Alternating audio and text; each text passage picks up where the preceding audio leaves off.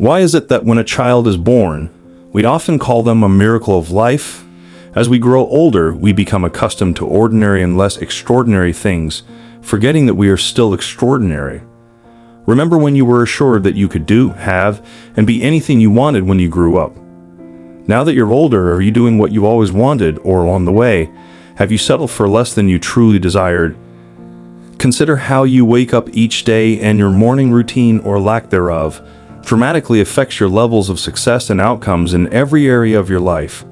This video isn't just for those who struggle to wake up early, even if you don't have this issue. This content will be beneficial in changing how you start your day.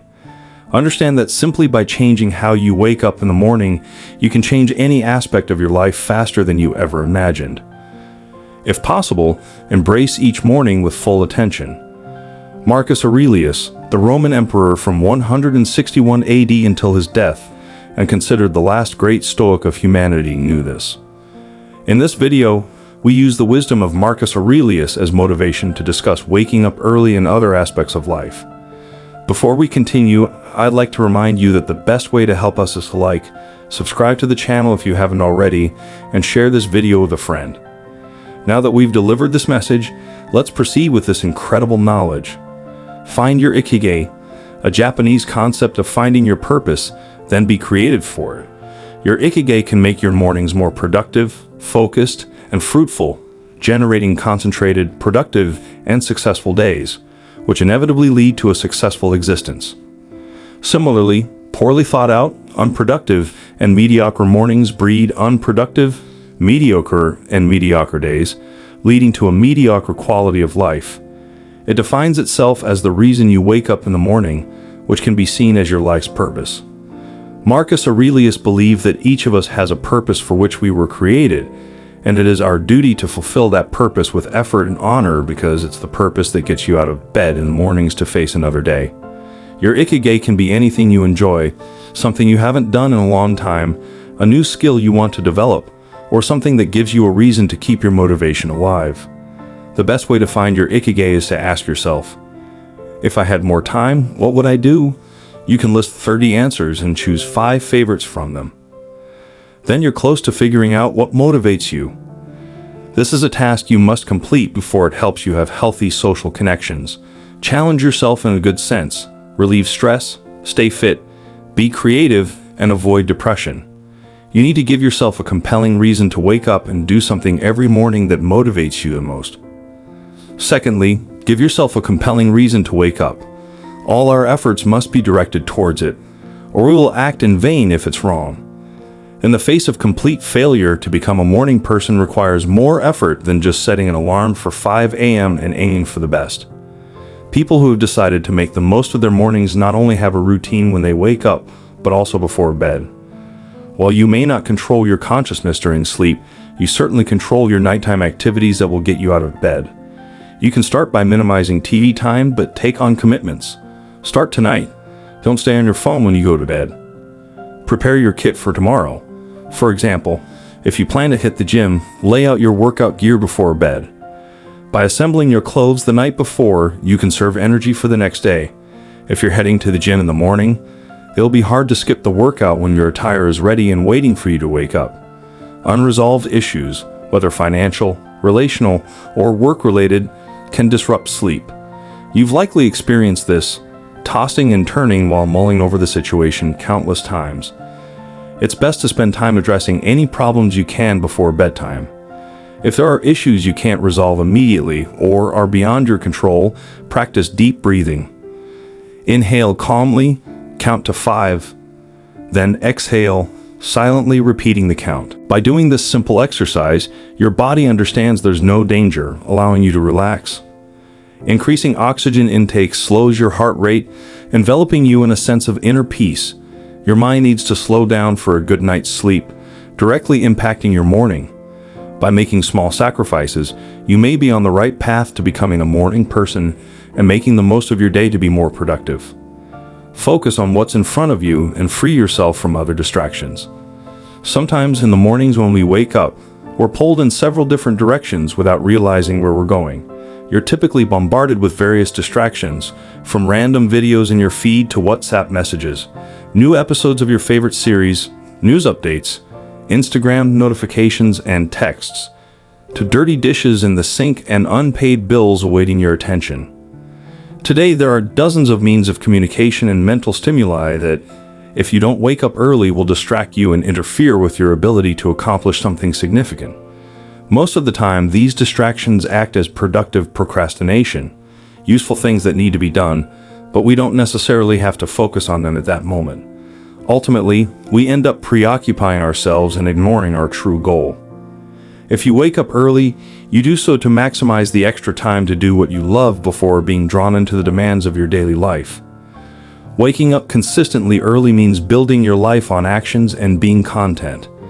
If everyone achieves their goal as much as possible and no one can stop the degree to which you take responsibility for everything in your life, that is the exact degree of personal power you need to change or create whatever you want. If you truly want to wake up early every day, you must do it consistently to make it part of your routine.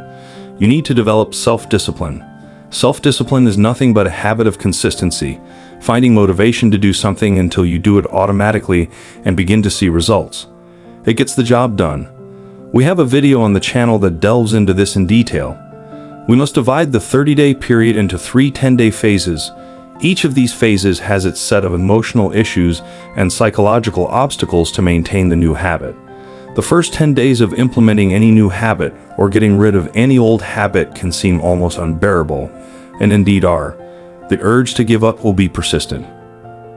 If your new habit of waking up early is within the first 10 days, your experience may be like this. Oh God, it's morning already. I don't want to get up. I'm very tired. I need more sleep. Where's the coffee? So we hit the snooze button. The problem for most people is that they don't realize that these first 10 days, which seem unbearable, are only temporary. By spending the first 10 days, the 10 most challenging days, you enter the second phase of 10 days, which is significantly easier. Although days 11 to 20 are not unbearable, they are still uncomfortable and require discipline and commitment on your part. But now you're getting used to waking up early. You've also developed some confidence and made positive associations with the benefits of your habit, so stay committed in the third stage. This is when the actual transformation occurs. You stop being the person who says, "I'm not a morning person," and instead you embrace being a morning person.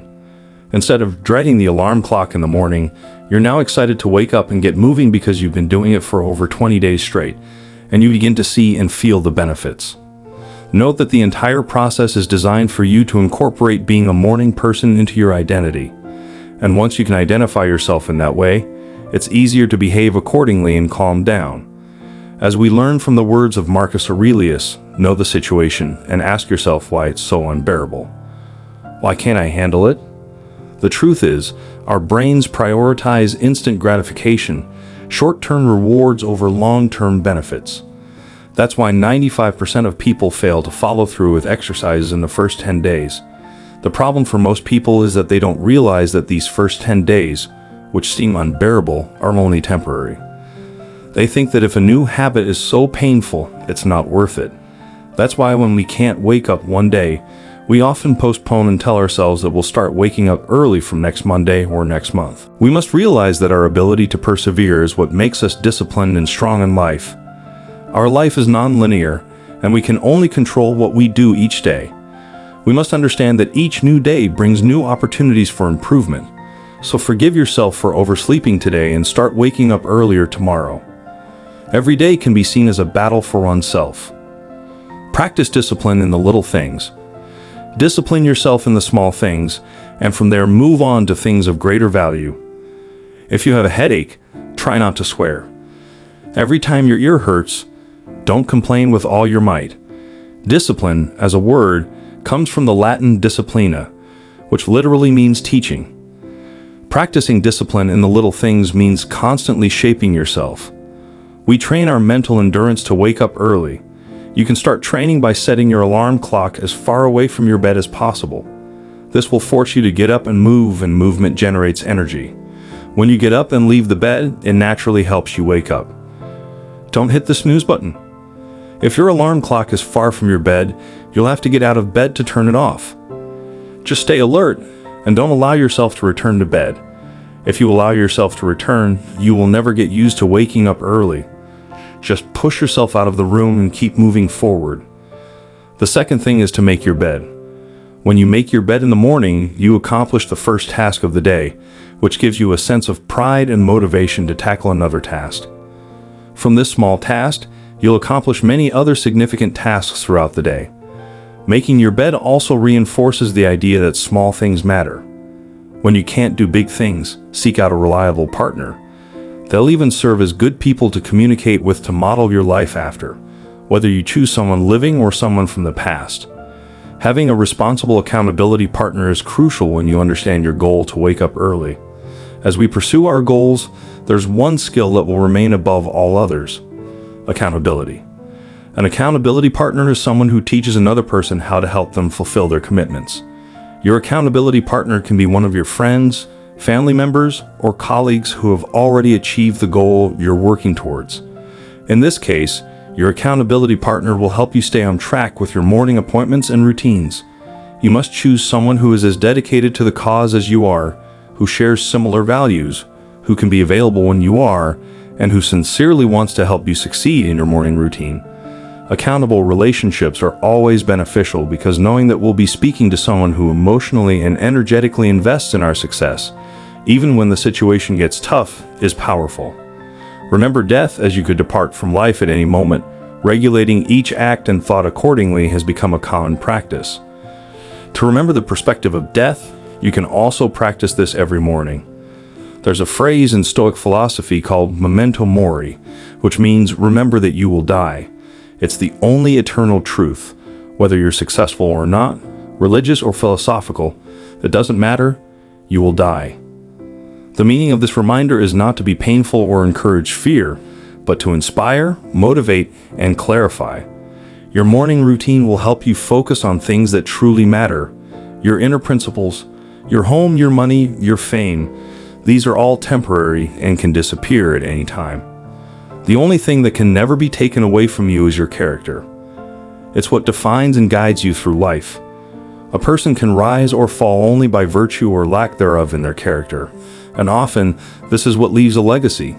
So ask yourself, if today were the last day of my life, would I want to do what I am about to do today? If you go many days without answering this question, know that you need to change something very quickly. Don't miss the opportunity to live your real life, caught in the trap of hating others.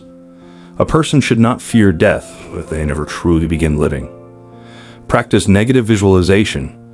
When you wake up in the morning, tell yourself that the people you deal with today may be interfering, ungrateful, arrogant, dishonest, jealous, and quarrelsome. Stoics see the world as it is. Negative visualization helps maintain your expectations and be more honest with yourself. How would you deal with such scenarios? Can you overcome them or plan for them? When you prepare for the worst, you're in the best position to deal with disasters, and when they arise, you're always ready. So even if your boss never changes, you'll be prepared and always able to remain calm. For instance, let's say you want to close a big deal and have an important meeting with a major client. In the morning, you might already be thinking about the possibility of being too nervous, stuttering, or the client having many doubts because your presentation isn't clear. However, by anticipating this situation and mentally preparing yourself, you maintain composure, control your emotions, and handle the successful delivery of the presentation. Visualizing negative events makes you less fearful of them and less anxious when they occur. It mentally prepares us to deal with a crisis if it arises. Enjoying life is a key concept. In our final quote in this video, Marcus Aurelius says, "I am indebted to my good grandparents, good parents, good sister, good teachers, good partners, good relatives and friends. Almost everything is good." Marcus Aurelius is very honest and humble about how he learned to develop his values and ethics, showing great gratitude to those who helped him become himself. We can also replicate this by keeping a gratitude journal. Keeping a gratitude journal is a simple process. Gratitude doesn't need to be reserved for great things in life. The habit of being grateful starts with appreciating all the good in life and realizing that there's nothing too small to be grateful for every day. You should choose 3 to 5 things you're grateful for each day and write them down in a notebook or journal. So if you've had a tough day at work, focus on coming home to your family, pet, or simply being grateful for being alive. Enjoying life before bed will not only give you a peaceful night's sleep, but also give you a reason to wake up confidently to face the new challenges of the day. Remember that your first thought in the morning is usually the last thought you had before sleeping. We've all had nights when we were so excited about a trip, new job, or vacation that we could barely sleep. When the alarm rings, you jump out of bed very excited. The same thing happens if your last thought before sleep is, "Oh no, I'm tired. I can't believe I have to wake up early tomorrow." When you wake up, your first thought will be, "Oh no, it's time to get up. I just want to keep sleeping." So decide to create positive expectations consistently each night.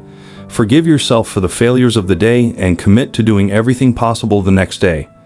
Things don't change, we do. Also, don't forget to share this video with a friend who needs this knowledge. Help us spread this philosophy. Thank you for watching.